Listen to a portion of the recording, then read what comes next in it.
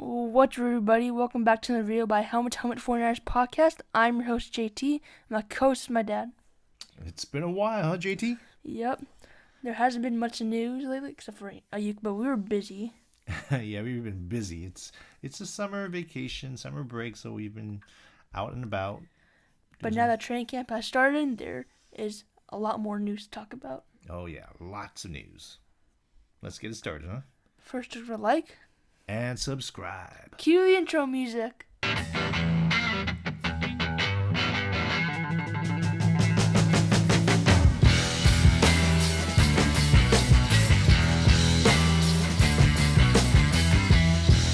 So,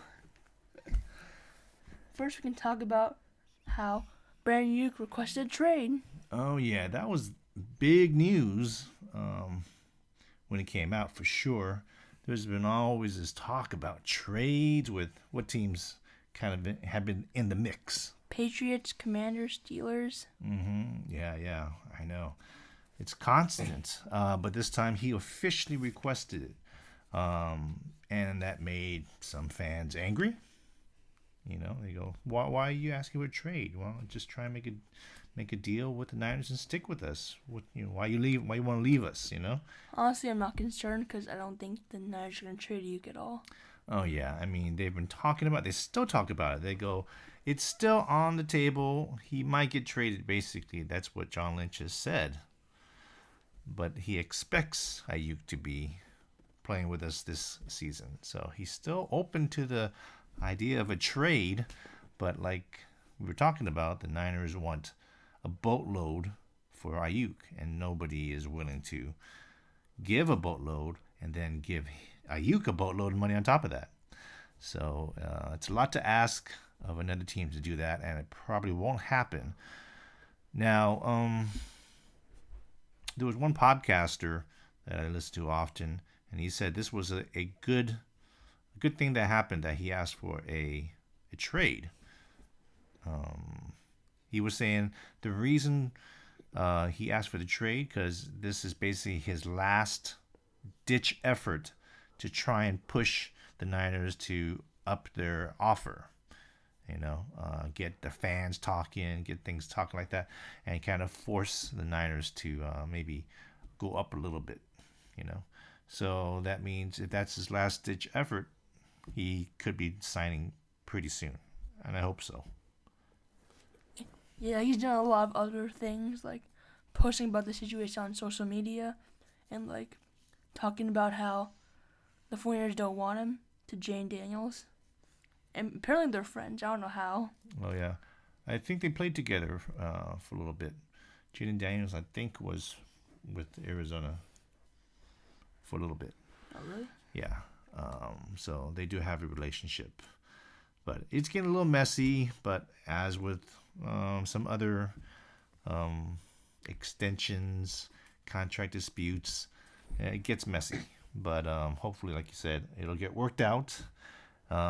We need Aiyuk, right? I mean, he's a great receiver for our system, and is like Purdy's favorite target.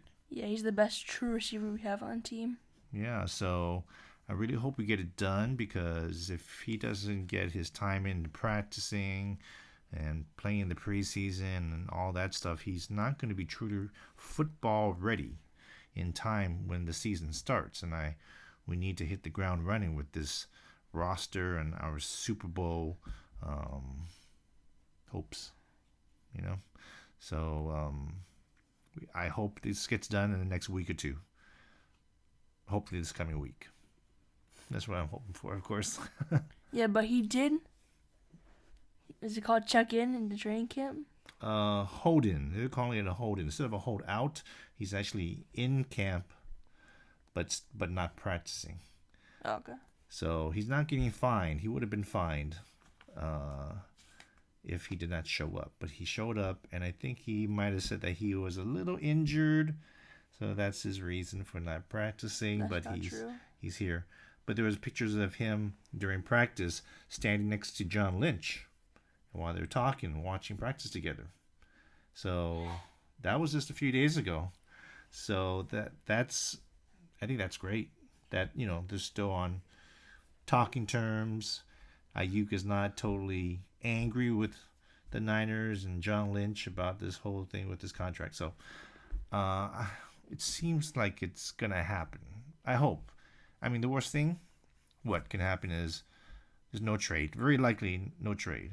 But the next thing that can happen, possibly, is that they don't extend him and they just let him play on the 5th-year option, and then possibly franchise tag him next year, and then maybe even trade him after they tag him.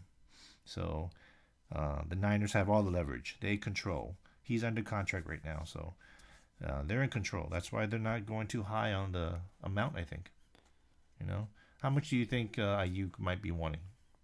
Some people say crazy amounts, but I think like Amon-Ra St. Brown money. Yeah, that's about 28 mil a year. So maybe 20 and a half would be good for him. Hopefully the Niners can get close to that. I don't want to disrespect him and have the Niners lowball him in 26 when he's just as good, if not better, than Amon St. Brown. But I think if we don't sign him to a contract extension and he plays through his 5th-year option, he's not going to want to get franchise tagged. No one likes that. No, but you're right. No player likes that. So he'll probably get traded then. But he has no say in it, though. That's the whole deal. He's like almost chained to us. It's very frustrating. But then, yeah, if we tag him, then we are guaranteed, I think, 2 first-rounders. But we can take anything from that. We can just take a first-rounder if we want. Or even a second-rounder, if we're like, whatever. So, all right. So he didn't get fined for missing training camp, but somebody else did get fined for missing training camp, right? Right, JT? Yep, Trent Williams. He's coming up for a new contract. Yeah, I guess he wants some more money. Because the Christian Jericho contract extension, I believe, is getting paid more. That's probably the reason why he's holding out. Christian what team does he play for? I forgot. Vikings, and he's an offensive tackle too, right? Yeah. He's probably getting paid per year, like it's a whole ego thing. Trent Williams wants to be the highest paid. He's the best, or pretty close to being the best in the NFL. What do you think about this? Do you think we should not pay him, or we should just pay what he wants? What do you think? If we can get away to change the future of the salary cap kind of by changing Trent Williams' contract and making more room for Brandon Aiyuk, I would do that. Probably, yeah. Usually when an extension and then you restructure, the first couple of years is less, and then it's pushed to the end, the higher ones. Then that's when they can cut the player and not have to pay him all that money. So it could, give us some salary space. Of course, we'll just kick that can down the road and we'll be in, not in a good situation 4 years from now. It'll be worth it when we win the Super Bowl. Exactly. Our window is now, though, so we might have to kind of go all in with that. Trent Williams is one of the best, if not the best, offensive lineman, and he's our best offensive lineman. Without him, our O-line is just average, below average. So we need him badly. It's the worst offensive line in the NFL. Jalen Moore, Aaron Banks, Jake Brendel, Feliciano, McKivitz? No, it's not that bad, but I would say average to slightly below average without. There's other worse O-lines, but Trent Williams makes it so much better. So we need him desperately, unfortunately. But and he's worth it. And he doesn't look like he's slowing down so far. So even at his, I think, 36 years old, he's still looking really good. So if he can play for another 3 or 4 years, I'd like to have him. Okay, now let's talk about what's been happening in training camp. Okay. Specifically, the kick returning spots. Cowing, Trent Taylor, Debo, Ronnie Bell. They're all competing for that spot. Or 2 spots. Yeah. You're right. The new rule, there's probably going to be 2 kick returners. That's the rule now, huh? So 2 kick returners at a time. I just read the article today because you mentioned Debo. That Debo said today that he would be interested in being the kick returner. If Shanahan wants him to, he's totally wanting to do it. So that would be very interesting. But with Shanahan's conservative style and special teams, I don't think he's going to risk Debo, one of his most prized possessions in an offense, for these returns. We'll see. But yeah, what have you heard? Have you heard anything about Cowing? And I heard good things about Trent Taylor, that he's pretty sure-handed. Yeah, very conservative, like for Kyle Shanahan. Yeah, I mean, he's not going to bust out and, make an 80-yard return. Well, who knows, but I don't see that in him, but who knows? But he would be the safe pick. And I feel like this new kick return rule is really going to affect some people drastically. Some people are going to take advantage of it and be aggressive and win games with aggressiveness and with this new kick return rule and scheme. So, but I think we might miss out with Shanahan not doing anything with it, not thinking that it's worth putting much time into or personnel into. Just give his offense the ball and don't risk fumbling it on a return or something. So I don't know.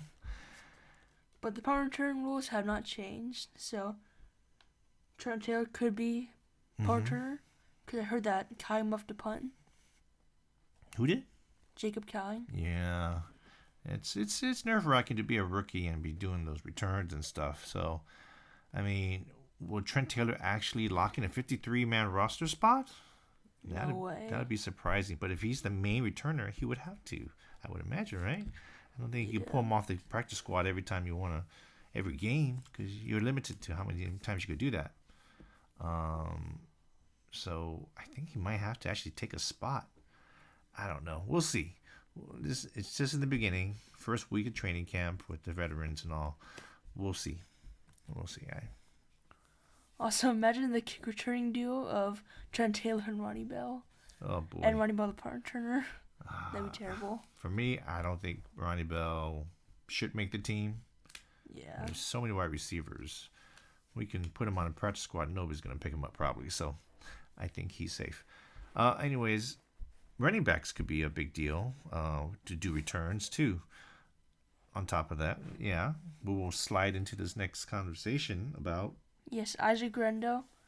He hurt his hamstring. Yeah, that is not good for a rookie. And then I believe from rookie minicamp, Isaac Grendo wasn't doing good.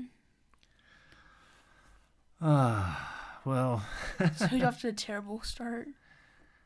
You weren't happy with this pick. The Niners keep drafting running backs in the third and fourth rounds and never hit on them. So this is just par for the course. I was happy. I liked his speed, but of course, that doesn't make a running back. And with his injuries, he's going to fall behind the depth chart. He's already like fourth or fifth on the depth chart.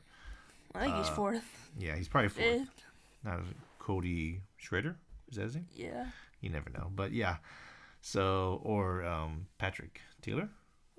Patrick Taylor. I don't know. But that's a veteran, He likes his veterans too. So who knows where he was, but now he's going to fall behind if he can't get off of this hamstring injury quick enough. He's going to fall behind and might not ever do anything in this season. That's too bad. And you're saying that he could maybe be a kick returner or punt returner? Well, he was a great kick returner. His stats were like equal to Ray McLeod's. But I think Grendel has a better speed. And with this new return rule, running back style might actually be advantageous here too. So I wouldn't be surprised if they use a running back or two running backs as kick returners this season. We'll see.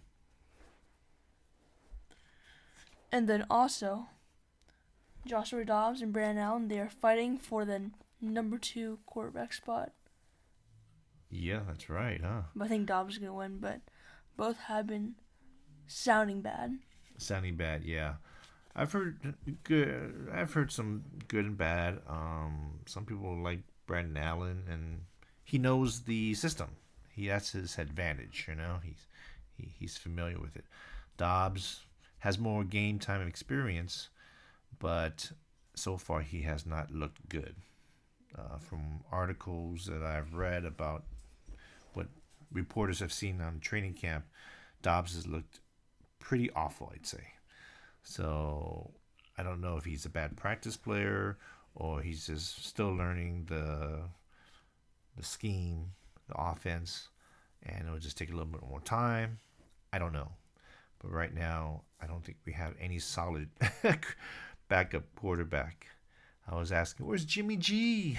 But you told me. You reminded me he was on the Rams, so as a backup. I wouldn't want Jimmy G anyways, but at least he knows the system. Grant Cohn would be happy. Yeah, so we'll have to wait some more, of course, to see how that all pans out between Dobbs and Allen, but neither is impressing. But somebody who is impressing, I see on your list. Jordan Mason. Yeah. But it's felt like over the past maybe couple years that he's been sounding impressive, but nothing has really happened. Very true. Unfortunately, very true. He always looks great in camp, blah, blah, blah, and then when the season comes, he gets nothing. Barely a couple of carries a game. You're right. But now I heard that he's been pass catching really well. I think I heard that last year as well. Oh, boy. He's even better. And then Christian McCaffrey even said, I think today, that he's a complete running back. Oh, okay. Yeah. I also remember hearing that Elijah Mitchell also improved the receiving game. And now I hear that he's terrible at catching. Exactly, yeah. I think I remember that too. And I hear that right now that he's not doing well. And he fumbled. He fumbled today too. So, well, I love Mason. You love Mason. I wouldn't mind him being number 2. I mean, he's more long-term right now because I think Mitchell's going to be a free agent next season. So this could be his last season. Jordan Mason is still a contract with us. So if he does better, great, because next year he's still going to be with us. So I'm rooting for Mason right now. He's looking good. He's sounding good. I haven't seen him, of course, but he's always been running well. So I hope he gets more play. Another player we were talking about, that we heard about, has played very well, starting the OTAs and now training camp, and has really impressed. Even Shanahan even mentioned his name. D. Winters. Yeah. What'd you think about him, huh? Honestly, I thought he wasn't going to do anything at all because he's a 6th round pick. Yeah. But when he first got drafted, I thought he was actually going to do something because he looked really fast for a linebacker. Yeah. Well, I think when they drafted him, we weren't too familiar with him, and we read up on him, and he sounded good. But then he ended up not doing much at all as a rookie. But he sounded good. Of course, everybody can sound good after being drafted, but the proof is in the pudding. So, yeah, D. Winters, TCU. I've heard so many great things this offseason about how well he's playing. He could be linebacker too. He could be. Over Devondre Campbell, a veteran? Possibly, yes. Yeah, if he makes more plays during training camp and preseason and just shows that he's much better. And I've also heard that Devondre Campbell has done bad. I think he did pretty well today, but it's early. It takes some time. You can't make too much out of much of what we've heard, but we can have a clue about what's happening. But Campbell still can be a good player for us too. So, all right, what's next up? So we've brought in a couple of defensive ends during free agency. Mm-hmm. Learned from Yitter Gross Matos. I haven't really heard on how well they've been doing, but how well have they been doing? Gross Matos has really impressed, actually. As a run stopper?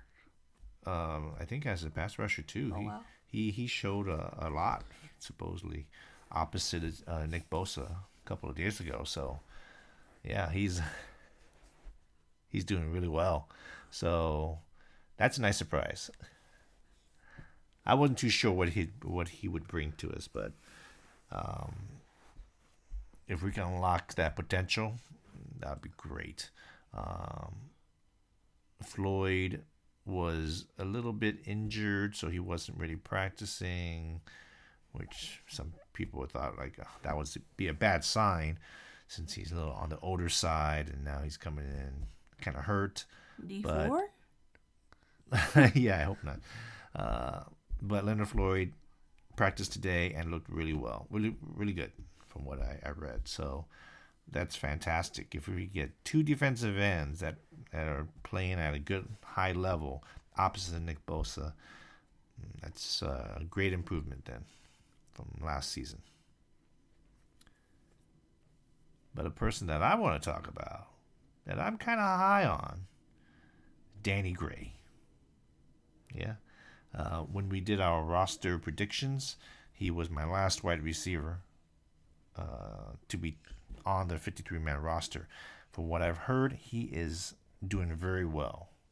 He's probably has the most catches of any receiver, and it helps that Pearsall is kind of out. Aiyuk is holding out, so he has a chance to show. And he's been catching the ball very well, running very well, and still as fast as he ever was from what I heard. So I'll be excited when we go to training camp later this next week.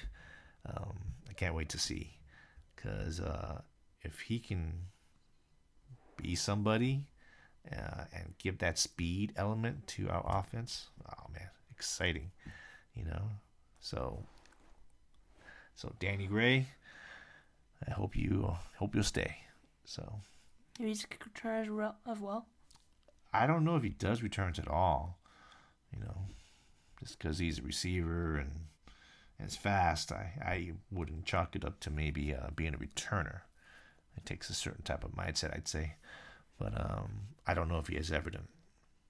But yeah, I like his speed, and hopefully, from what I heard from John Chapman, that he had a great training camp last season before he got hurt. So now he's not having another great training camp. So let's just hope that he stays healthy and can show what he can do. So what else are we going to talk about? We got a couple more. John Feliciano playing some center in training camp. Mm-hmm. Wow. We both liked Feliciano when he was playing right guard. He's a veteran, and he's pretty strong from what I heard, and won't get pushed around like Jake Brendel does. He might be a chance that he plays center and knocks Jake Brendel as a backup center. And then maybe Burford might be playing right guard. I heard Pooney also is going for right guard too, getting some snaps there. So that whole offensive line, the interior could be kind of, Aaron Banks is pretty locked in left guard. So we're talking about center and right guard. Those positions that we were talking about drafting, those positions in the draft, right? Yeah. So would you mind if Burford was the right guard? I wouldn't mind. And Feliciano center. Yeah, that might be a no, good unless combo. Burford improves.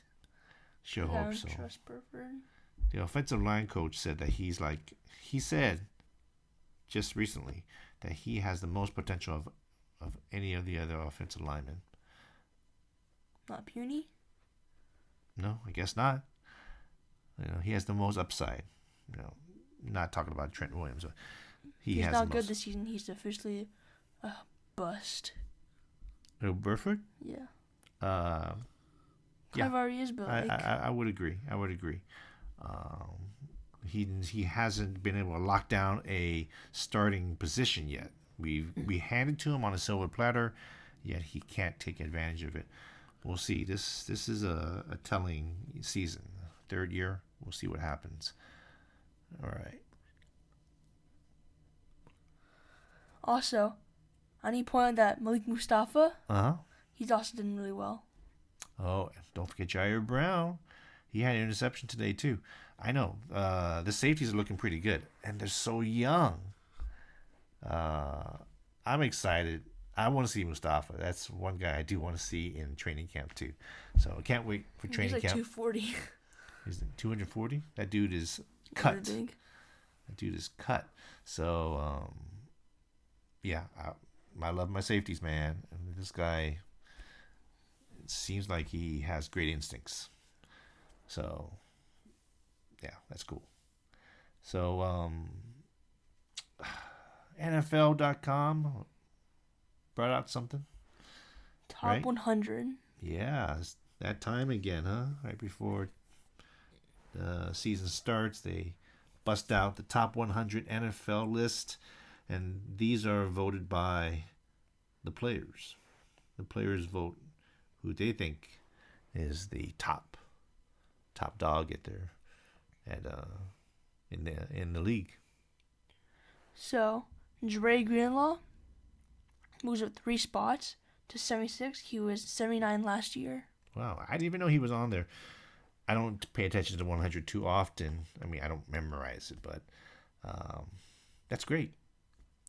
And then Brandon Aiyuk makes his debut on NFL Top 100, getting number 76. Oh, 66. 66. Sorry. Okay. All right, 76 for Greenlaw and 66 for Aiyuk.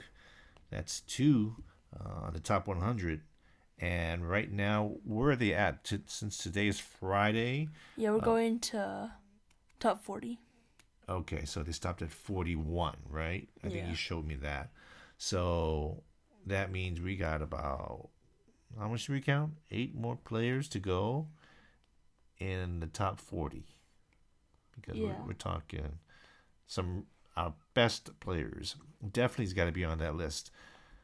The only one that we kind of have a question about is, Charvarius Ward. yeah, whether or not the all-pro cornerback of ours will be in the top 100. Yeah, but the thing is, Tariq Woolen's also almost like in the 90s. He's not better than Charvarius Ward for sure. Okay. He's all-pro second team. Who is? Charvarius Ward. Oh, okay. You make a good point there. So he's top 40 in the whole league. It's hard to believe for me as well, but like, I mean, he had a great yeah, season. he's really good. Yeah. So, all right. Yeah, so that's a great stat that we have that many players in the top 100. Well, right now in the top 40, we're going to have a bunch too. So that's a very impressive roster. So today, what also happened? Tua Tagovailoa signed a 4-year, $212.4 million extension with the Dolphins. Man, they actually they did it. They actually pulled the trigger. I mean, Tua is a very good quarterback, right? Yeah. But even very good is worth a lot of money because you just can't find a quarterback, a franchise quarterback. But there are so many question easily. marks about him. Yeah, exactly. And they still had to pay him that much, because you just can't find them like so easily. You got to lock them up. So that's a lot of money. I forgot how much that equaled to. What, $53 million, I think, per year average. Yeah, 3.1. And I think it had how much guaranteed money? 167 million, I think it was. Guaranteed. Yeah, 167.1 million guaranteed. Wow. And then you just found out about an hour or two ago that Jordan Love of the Green Bay Packers, quarterback, just signed an extension also. 4 years, $220 million. 220, so that's 55 million. So 53 and 55 million average per year. So what does it mean for Purdy? Oh my God, Purdy should be. Who knows what other contract extensions will be signed before Purdy gets signed by the Niners? That could also ratchet it all up. Purdy could be getting 58 million, 60 million per year for Purdy. He deserves that, but I hope he takes a pay cut to 50 million. Yeah, right. No, he deserves it. He's been the biggest discount bargain for the last, few years. So, last 2 years, he has been the lowest paid in the team. Yet is the most important player in the team. So, no, he deserves every dollar he gets. Whatever he gets, he deserves. So far, So, wow. That's a lot of money. The Niners better get ready. Yeah. Well, that wraps up for today's video. Don't forget to like and subscribe, and goodbye.